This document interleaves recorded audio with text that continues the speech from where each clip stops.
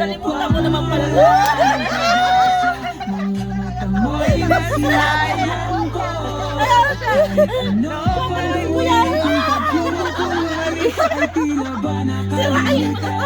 Kajami na sa ano.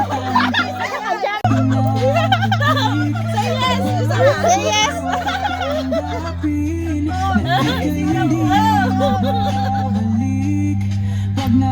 Sasente pa kayo sa GC.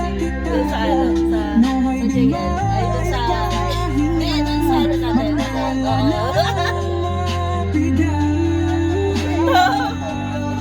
Hindi ko alam. Hindi nga pala po. Sagutin mo na kasi, boy.